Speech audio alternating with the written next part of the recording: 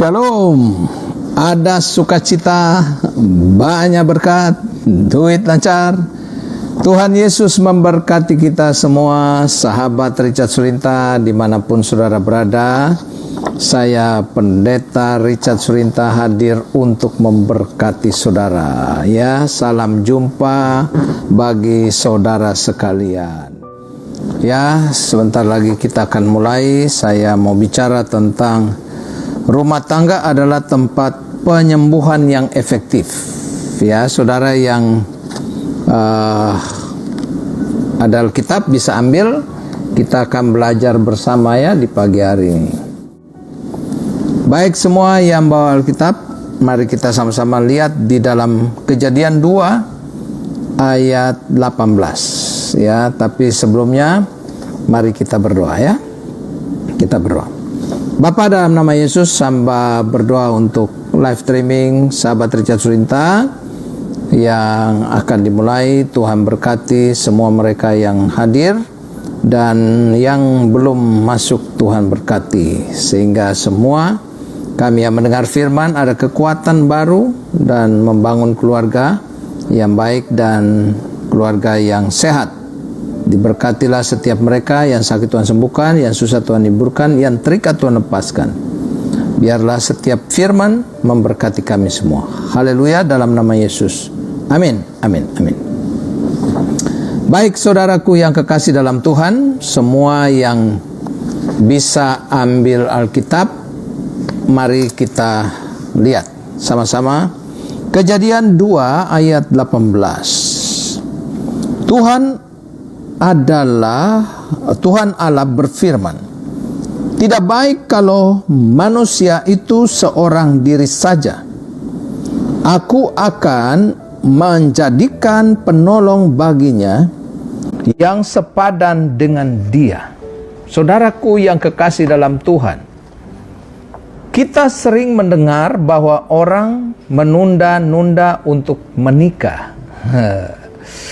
Ya, banyak orang yang suka menunda-nunda untuk menikah. Ya. Padahal secara jasmani, mental dan rohani mereka sebenarnya sudah sangat siap. Ya, coba saudara lihat, banyak orang yang kadang-kadang udah siap secara mental, secara rohani, ya, secara fisik, ya, usia mereka sudah cukup, tapi ya mereka masih menunda. Kalau ditanya apa sebab mereka takut menikah, ada yang bilang belum siap, ada yang bilang takut gagal, orang tua gue begini ya pasti gue beginilah gitu. Takut kebebasan berkurang, gue yang tadinya jalan semau gue, nanti istri gue bilang begini lagi, laki gue bilang begini lagi, ya itu. Khawatir, apalagi macam-macam alasan orang yang gak mau menikah. Khawatir kalau nikah malah stres ngurus keluarga. Gue gak tahu masak, gue gak bisa begini-begini, gue gak bisa mau urus anak lah, itu. Ya banyak daripada orang yang menunda pernikahan alasan. Padahal secara fisik, secara mental, secara rohani mereka udah siap. Ada juga yang punya alasan takut karirnya mandek.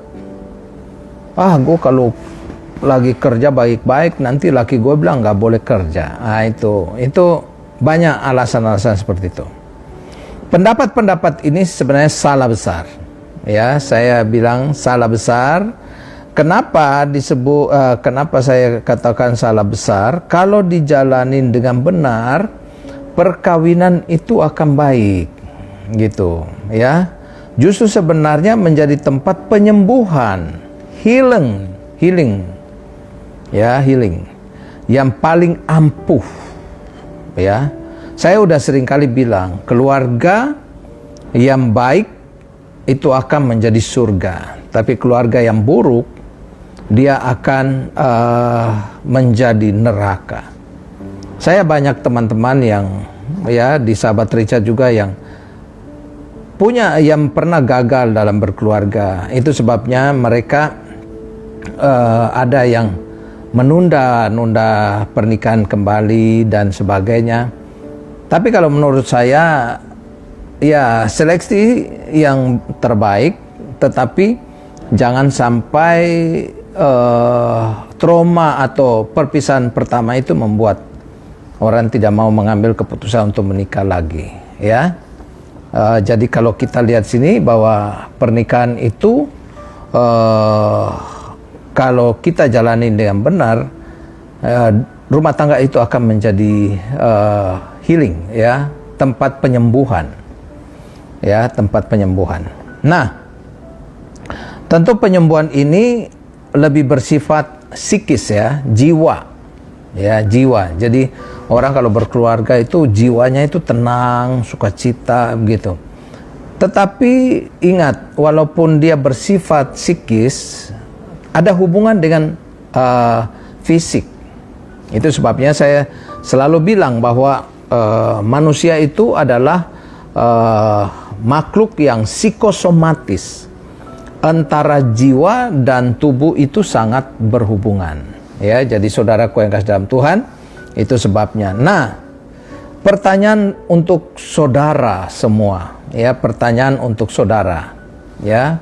Pertanyaan apa yang saya sampaikan untuk saudara? Pertanyaan ini diucapkan oleh David Hawkins, Direktur Marriage Recovery Center, ya, pusat pemulihan perkawinan, ya. Dia mengatakan, dia melontarkan sejumlah pertanyaan ringan untuk membuktikan bahwa rumah tangga atau perkawinan memiliki power, ya, memiliki power untuk penyembuhan jiwa, ya. Ini pertanyaan-pertanyaannya ini. Yang pertama, siapa yang mengenal Anda paling baik? Gitu. Siapa yang mengenal Anda paling baik? Ya, tentulah keluarga, ya. Suami yang tahu, istri yang tahu, atau anak-anak orang tua yang tahu, ya. Yang kedua, siapa yang melihat Anda ketika Anda dalam keadaan yang paling buruk? Kalau saudara sakit, siapa yang menjaga? Siapa yang melihat? Nah, itu pertanyaan-pertanyaan yang saudara harus bisa kita merenungkan kembali. Yang ketiga, ya, ini pertanyaan membuktikan bahwa perkawinan memiliki kuasa penyembuhan. Yang ketiga pertanyaannya, siapa yang mengetahui rahasia-rahasia Anda yang paling gelap? Itu pasti istri atau tidak suami, ya. Kayak ada seorang pendeta khotbah begini, saudara-saudara, saudara harus mengasihi orang sama seperti mengasihi dirimu sendiri. Jangan jahat sama orang. Woi, pendeta khotbah mantap sekali. Setelah doa berkat, semua pulang. Ada seorang ibu dari belakang bilang, Pak Pendeta, di mimbar aja, jangan turun. Jangan turun, di mimbar aja, ya. Pendeta langsung kaget, ya. Siapa yang berteriak? Ya, bininya lah. Bininya yang tahu rahasia pendeta itu. Jadi bininya bilang, baguslah di mimbar, mantep, ya. Ya, jadi saudaraku yang kasih dalam Tuhan, itu. Yang keempat pertanyaannya, siapa yang mengetahui sikap atau kepribadian Anda yang paling jelek, gitu, ya. Jadi rahasia-rahasia jelek Anda siapa yang tahu? Ya, keluarga lah. Yang kelima saudara, bahwa pertanyaan David Hawkins, bahwa dia bertanya untuk membuktikan, ya, bahwa perkawinan itu memiliki power, kuasa untuk penyembuhan. Pertanyaan yang kelima, siapa yang Anda harapkan akan memeluk Anda pada saat Anda sedang bermasalah? Nah, itu. Siapa yang memeluk Anda ketika Anda sedang ada masalah? Itu pertanyaan kelima. Pertanyaan yang keenam, David Hawkins berkata untuk membuktikan bahwa rumah tangga itu, ya, dapat menjadi kuasa untuk menyembuhkan. Pertanyaan ke-6. Siapa yang memiliki kuasa terbesar bagi Anda untuk memulihkan Anda dari masalah-masalah yang Anda alami, entah masalah masalah pribadi dan masalah rohani. Ya, rata-rata itu semua adalah keluarga. Itu sebabnya saya percaya bahwa banyak sahabat Richard Surinta ada yang dalam keluarga itu bermasalah, ya. Tapi saya harus encourage kepada saudara bahwa mari kita sama-sama memulihkan keluarga untuk membuktikan bahwa keluarga itu memiliki kekuatan, memiliki kuasa, power untuk penyembuhan. Ya, penyembuhan. Itu sebabnya banyak orang yang ada yang takut menikah, tapi kalau kita menjalaninya dengan baik, saya percaya semua itu akan baik-baik saja. Ya. Nah, jawaban di atas pertanyaan yang saya sudah sampaikan kepada saudara, pasangan hidup kita atau lebih luas lagi anggota keluarga kita, ini membuktikan bahwa rumah tangga adalah tempat yang paling efektif untuk pemulihan jiwa, pemulihan fisik, ya, dan tempat penyembuhan. Itu sebabnya saudaraku yang kasih dalam Tuhan, ya, saya mau ingatkan supaya saudara-saudara yang menunda-nunda menikah, coba dipikirkan lagi. Padahal saudara sudah siap secara fisik, secara mental, secara rohani, ya, gitu. Lalu kalaupun dalam keluarga ada yang bermasalah, tidak ada sesuatu yang tidak bisa diselesaikan. Semua kita bisa selesaikan bersama. Ya, itu sebabnya kalau kita salah, ya kita minta maaf sehingga semua bisa diselesaikan dengan baik. Ya, keluarga yang dibangun dengan baik, keluarga yang menuju pada berkat Allah yang besar. Nah, rumah tangga yang menyembuhkan. Yang pertama, ya, rumah tangga adalah tempat di mana kita bisa menjadi terbuka atau transparan. Saya baca ayatnya. Roma 15 ayat 7 ya. Roma 15 ayat 7. Oke. Roma 15 ayat 7. Dikatakan sini, Roma 15 ayat 7. Roma 15 ayat 7. Sebab itu terimalah satu akan yang lain, sama seperti Kristus juga telah menerima kita untuk kemuliaan Allah. Haleluya. Saudaraku yang kasih dalam Tuhan, rumah tangga yang menyembuhkan, yang pertama adalah tempat di mana kita bisa transparan. Ya, itu. Jadi Alkitab udah katakan bahwa Roma 15 ayat 7, sebab itu terimalah satu akan yang lain, sama seperti Kristus juga telah menerima kita untuk kemuliaan Allah, gitu. Kita jangan merasa bahwa kita lebih benar dalam keluarga. Tempat di mana kita bisa terbuka, ya. Kalau suami jujur, kalau istri jujur, kalau anak jujur, memang kejujuran itu sesuatu yang berat, ya. Tetapi harus dilakukan, ya. Terimalah, ya. Kalau ada yang bersalah, saya selalu bilang, kalau ada yang bersalah itu manusiawi. Tapi kalau saudara bisa mengampuni, itu adalah ilahi, ya, ilahi. Nah, rumah tangga adalah tempat yang paling aman bagi kita untuk membuka semua beban berat yang menindih hidup. Ya, pasangan kita dan anak-anak bisa dengan bebas kita ajak diskusi, ya. Jadi saudaraku yang kasih dalam Tuhan, ya, anak-anak bisa kita ajak diskusi dan sebagainya, ya. Itu pasangan kita atau suami, ya, orang yang paling tepat adalah orang yang paling tepat, ya. Jadi saudaraku yang kasih dalam Tuhan, ya, suami adalah orang yang paling tepat untuk, ya, kita ajak berdiskusi itu, ya. Jadi pasangan kita adalah orang yang paling tepat, ya. Itu sebabnya saudara suami istri jangan udah kayak orang bermain kucing-kucingan atau gue udah malas ngomong sama dia, jangan, ya. Mari kita terbuka. Saudara menikah untuk apa, ya? Untuk membangun keluarga yang penuh dengan kebahagiaan, itu, ya. Yang kedua, rumah tangga yang menyembuhkan, ya. Yang kedua adalah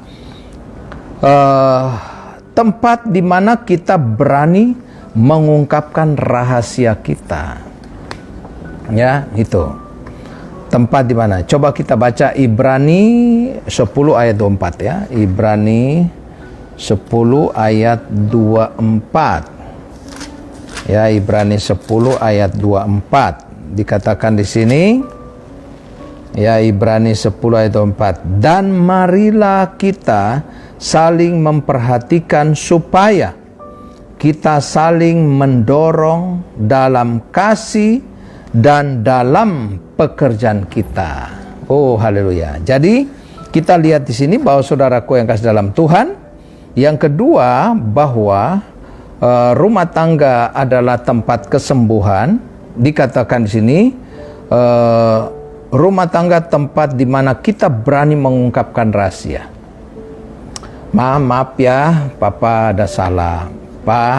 Maaf ya, mama ada salah. Setiap orang biasanya punya rahasia yang disembunyikan dari orang lain, tetapi yang tahu kan adalah keluarga. Rahasia ini biasanya berkaitan dengan kelemahan diri, ya, seperti suamiku ini pemalu, suamiku ini minder, istriku ini begitu, ya, atau sombong atau tinggi hati. Yang tahu kan gitu. Ya, kalau istri ngomong gede-gede, ya yang tahu kan laki. Kalau istri penuh iman ngomongnya, tapi kelemahan pribadinya penakut. Iman kuat, penakut kuat. Rasa tidak aman, ya. Ini sebabnya dikatakan di sini bahwa saudaraku, di mana rumah tangga tempat kita berani mengungkapkan rahasia, ya. Yang ketiga, ya, rumah tangga yang menyembuhkan. Saya mencatat sini, rumah tangga tempat di mana kita bisa memperbaiki diri, ya, memperbaiki diri. Roma 15, kita baca Roma 15 ayat 1, ya. Roma pasal 15 ayat 1, ya. Roma 15 ayat 1. Ya. Dikatakan apa? Kita yang kuat wajib menanggung kelemahan orang yang tidak kuat, dan jangan kita mencari kesenangan kita sendiri. Itu, ingat saudara, kita yang kuat wajib menanggung kelemahan orang yang tidak kuat. Itu sebabnya saudaraku yang kasih dalam Tuhan, dikatakan di sini bahwa rumah tangga adalah tempat di mana kita berani memperbaiki diri. Ya, kalau kita salah kan ada yang menegur, ya, gitu. Untuk berubah menjadi lebih baik, kita tentu membutuhkan dukungan. Ingat saudara, dukungan dalam keluarga itu sangat baik, ya. Coba saudara lihat, dukungan itu penting kenapa? Ya, laki-laki atau istri yang jalan tanpa ada support dari pasangan itu lemah. Ingat saudara, pemain bola kalau dia mau menang, dia selalu apa? membawa supporternya. Supporter banyak itu tambah gila, ya, mainnya tambah semangat. Dan hasil penelitian, pemain-pemain sepak bola atau olahragawan yang supporternya lebih mantap, itu kemenangan lebih ada. Itu artinya bahwa kita ini butuh dukungan dari orang lain, ya. Nah, ya, dikatakan di sini bahwa dan banyak hal yang dalam diri kita yang harus diubah, misalnya perilaku, karakter jeleknya gitu, joroknya. Aduh, ada istri yang bilang, aduh, gue malas ya, laki gue joroknya minta ampun ya, gitu ya. Nah, suka mengomel, aduh, istri gue nih contoh ya. Suka memaki, aduh, Pak Richard ya, suami saya kalau maki itu 1 detik aja 5 binatang taman safari. Ya, jadi saudaraku yang kasih dalam Tuhan. Nah, para penasehat perkawinan meyakini tidak ada tempat yang lebih baik untuk memperoleh dukungan kecuali dalam keluarga. Itu. Ya, gitu. Teman memang bisa memberi dukungan agar kita bisa berubah, ya. Tapi efeknya pasti tidak sedahsyat dukungan pasangan kita, ya. Orang lain bisa memberikan dukungan kepada kita, tapi tidak sedahsyat pasangan kita kalau memberikan semangat, ya. Kenapa demikian? Karena pasangan kita tentu lebih mengasihi kita tanpa syarat. Dukungan yang seperti ini jelas menyembuhkan jiwa. Ya, jadi saudaraku yang kasih dalam Tuhan, ini menyembuhkan jiwa. Jadi berhentilah berkelahi dengan suami, dengan istri dan sebagainya. Ya, bagaimana? Ada orang di luar disambut ya bagaikan pahlawan, tapi di dalam rumah banyak orang yang dihina. Banyak orang yang tidak diterima. Ini yang harus kita rubah. Ya, itu sebabnya dalam kehidupan kita sebagai anak-anak Tuhan, Tuhan mau supaya kita jadikan keluarga itu tempat kesembuhan. Yang keempat, rumah tangga adalah tempat di mana kita bisa memberi pasangan kita semangat dan dorongan yang dibutuhkannya. Ya, itu. Jadi yang dibutuhkannya. Contohnya di 2 Korintus 3 ayat 1. 2 Korintus 3 ayat 1. Kita lihat ya. 2 Korintus pasal 3 ayat 1. Ya, 2 Korintus 3 ayat 1. Adakah kami mulai lagi memujikan diri kami? Atau perlukah kami seperti orang-orang lain menunjukkan surat pujian kepada kamu atau dari kamu? Nah, itu sebabnya di sini Paulus menjelaskan kepada jemaat di Korintus, adakah kami mulai lagi memuji diri kami? Gitu. Ya. Atau perlukah kami seperti orang-orang lain menunjukkan surat pujian kepada kamu atau dari kamu?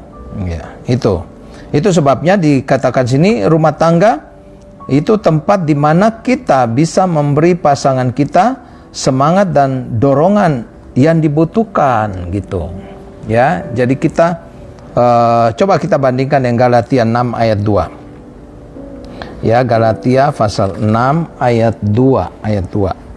Ya, Galatia 6 ayat 2. Ya, dikatakan apa? Bertolong-tolonglah menanggung bebanmu. Demikianlah kamu memenuhi hukum Kristus. Jadi saudaraku yang kasih dalam Tuhan, ya, kita lihat di sini bahwa rumah tangga adalah tempat di mana kita bisa memberi pasangan kita semangat dan dorongan yang dibutuhkan. Saya banyak melihat ibu-ibu yang hebat, yang bisa memberikan semangat kepada suaminya, ya, sehingga suaminya kembali semangat. Saya apresiasi. Tapi ada banyak juga ibu-ibu yang justru suaminya kalau lihat dia ngomong itu, aduh, sesak napas. Ya, itu sebabnya berubah, ya. Ingat, pria itu sebenarnya hanya terlihat kuat dari luar. Saya jelaskan ya, semua sahabat Richard Surinta, khususnya wanita, khususnya istri. Laki-laki itu biasanya terlihat kuat di luar, padahal dia sebenarnya lemah sama dengan perempuan.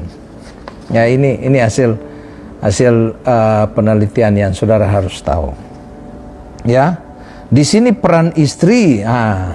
Kalau ibu-ibu udah tahu, disinilah peran istri sebagai pembangkit semangat dan pendorong kesuksesan suami, gitu. Ya, ingat, jangan saudara pikir, laki gue itu ya senang-senang aja. Enggak. Ya, dia bikin gue menderita, dia kelihatan enjoy aja. Enggak. Laki itu sebenarnya dia lemah juga, gitu. Dia lemah seperti perempuan. Ya, jadi kalau lihat di luar aja dia gaya gitu. Padahal sebenarnya laki kalau ada masalah itu lebih drop. Ya, itu sebabnya banyak suami istri yang ketika ada dalam masalah, banyak istri yang ada masalah tapi tetap aja umurnya panjang. Laki begitu ada masalah, sakit muncul, mati. Ya, tapi saya percaya saudara sehat semua, ya. Nah, itu. Ya, yang kelima, yang keempat, masih 4. Selalu ada kaitan antara apa yang terjadi di rumah dengan apa yang terjadi di luar, gitu. Jadi saudara lihat, kalau laki di dalam rumah dia semangat, pasti di luar juga dia semangat. Ya, kalau laki di dalam rumah dia kesal, di luar juga dia akan itu. Bos yang marah-marah di kantor bisa saja karena dia di rumah ribut. Ya, itu. Nah, suami yang di rumah dihargai, maka di kantor ia juga akan menjadi pribadi yang suka menghargai orang, gitu. Ya, laki-laki yang di rumah selalu diberi dorongan semangat, di luar juga dia akan berprestasi untuk mendorong orang lain. Suami yang di rumah dicintai dengan tulus, di luar akan menjadi sosok yang baik dan menyenangkan bagi orang lain, gitu. Ya, itu sebabnya ada kaitan antara rumah dan luar. Ya. Nah, yang kelima, yang terakhir. Rumah tangga adalah tempat di mana kita bisa berbagi mimpi-mimpi kita. Ya, itu. Kita biasanya malu menceritakan mimpi atau harapan kita pada orang lain. Ya. Apalagi kalau mimpi kita itu aneh-aneh, ya, pingin keliling dunia, gitu. Ya, ini kalau saudara punya omongan gini sama orang, ya Allah, ya, pergi aja naik Gojek lo pengen keliling dunia, ya. Tapi kalau kepada suami atau istri kan, ya mah kita doakan, ya pak kita doakan, gitu.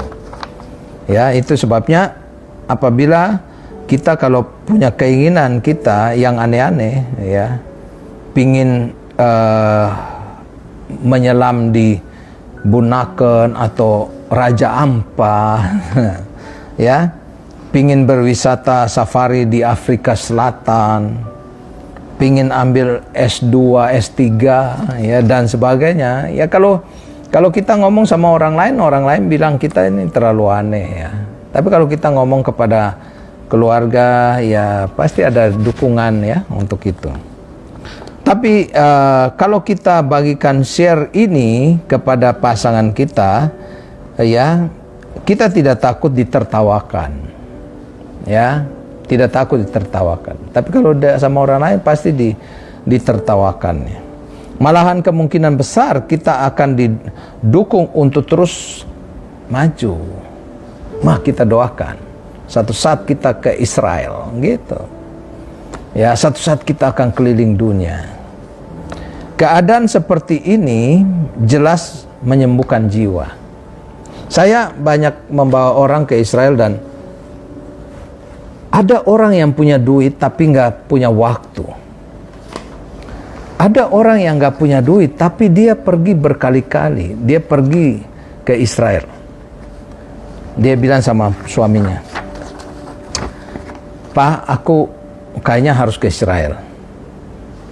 Suaminya bilang, "Kita kan nggak punya duit." "Ya kita doakan aja, Pak." Gitu. Akhirnya tiba-tiba ada mujizat. Ibu ini waktu bersaksi di ibadah di Israel di salah satu tempat suci, dia bilang, "Saya datang sini nggak punya duit.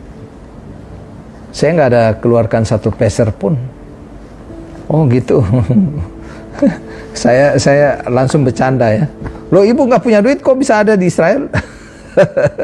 Ya gitu. Tapi ya ibu ini bilang bahwa tiba-tiba aja ada berkat orang yang mau ya. Saya pertama kali ke Israel juga begitu. Saya punya teman orang Batak. Ya, kawan saya Batak satu nih. Wah, baik nih orang. Dia satu kali saya lagi duduk tahun 92 apa ya, lupa. Ya, dia bilang gini, "Richard, yuk udah ke Israel?" "Belum." "Mau ke Israel?" "Mau lah." "Oh sebentar, ikut saya ke mobil ambil uang receh." "Hah?" Dia bilang ambil uang receh, gue kaget lagi. Emang uang receh bisa ke Israel? Mau ambil uang receh ke Israel apa ke Pulau Gadung? Ya akhirnya saudaraku yang kasih dalam Tuhan, dia bilang, "Ayo kita ke mobil ambil uang receh." Akhirnya saya dengan dia ke mobil, dia ambil 1.500 US dollar. Waktu itu tahun 90-an masih 1.000. Ya, masih 1.000 US dollar gitu. Ya, akhirnya saya ke Israel dulu tuh gitu. Nggak punya duit apa-apa. Ya, tapi saya bisa pergi. Itu sebabnya saudaraku yang kasih dalam Tuhan. Ya, kita lihat sini bahwa rumah tangga itu adalah tempat di mana kita bisa berbagi ya keinginan kita. Ya, itu sebabnya harus membangun keluarga yang benar, ya, keluarga yang baik. Nah, kesimpulan, kalau dijalankan dengan benar, perkawinan atau rumah tangga justru merupakan tempat yang paling ampuh untuk menyembuhkan segala sakit batin kita, batinia kita. Ya, seorang bijaksana berkata begini, "Tidak ada tempat yang lebih dekat dengan sorga di dunia ini kecuali rumah tangga." Itu sebabnya hebat. Tidak ada tempat yang paling dekat dengan sorga di dunia ini kecuali keluarga. Itu sebabnya keluarga yang dibangun salah menjadi neraka, tapi keluarga yang dibangun benar itu akan menjadi sorga. Lakukanlah dalam hidupmu. Hormat saya. Ya, kita mau screenshot dulu. Siap-siap ya, kita screenshot. Screenshot.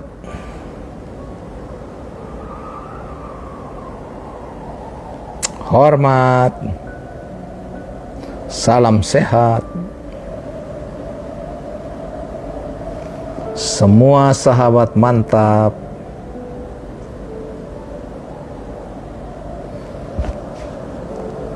Tetap ada dalam jiwa yang segar. Diberkatilah usahamu. Amin. Puji Tuhan, Tuhan Yesus memberkati. Baik, kita doa.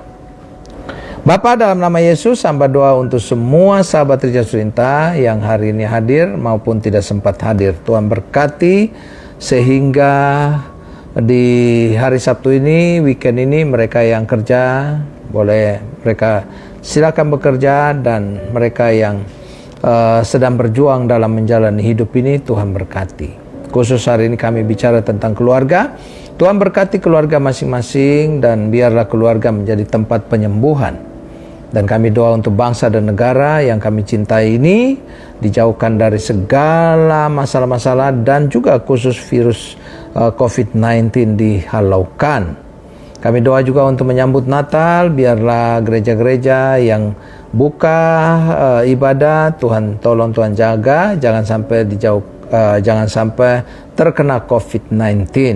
Dalam nama Yesus, kami doa juga untuk GBI HMJ yang mempersiapkan diri untuk menyambut Natal dan juga baptisan tanggal 24 sampai dengan 28. Tuhan berkati 28 November sehingga semua yang daftar dibaptis mereka menjadi ciptaan baru, yang lama sudah berlalu, sesungguhnya yang baru sudah datang. Kami doa untuk Gembala Sidang GBMJ Pendeta Helmianto, Tuhan berkati istri Ibu Pamingsu dan anak-anak keluarga diberkati Tuhan, cucu dan juga mantu diberkati. Perusahaan dengan beberapa company Tuhan berkati karena selalu menjadi berkat bagi banyak orang. Dalam nama Tuhan Yesus, kami semua juga yang sedang berjuang dalam pekerjaan, Tuhan berkati. Yang belum punya pekerjaan, Tuhan kasih. Yang ada pekerjaan, bisnis atau berkati, apa yang dikerjakan berhasil. Kutuk gagal, hancur, bangkrut, tolak, patahkan dalam nama Yesus. Keluarga yang hari ini ada masalah, dipulihkan dalam nama Yesus. Sehingga keluarga semua menuju pada keluarga yang dipulihkan dan menuju pada kesembuhan, sehat selalu. Dalam nama Tuhan Yesus kami berdoa, haleluya, amin, amin. Baik saudaraku yang kasih dalam Tuhan, saya Pendeta Richard Surinta, mundur dari hadapan saudara. Sampai jumpa dalam program berikut dan khususnya bagi saudara ya. Selalu mengucap syukur Prisliana, Abigail, terima kasih firman-Nya ya, semua diberkati. Haleluya. Ya, Tuhan Yesus memberkati. Kita jumpa di esok hari ibadah live streaming GBHMJ di bawah pimpinan Gembala Sidang Pendeta Helmianto. Ada mulai dari jam 7 sampai dengan jam 19.00. Saya jadwalnya jam 5 sore dan jam 7 malam. Follow Instagram GBMJ, kita sama-sama mendengar firman. Mantap. Tuhan Yesus memberkati.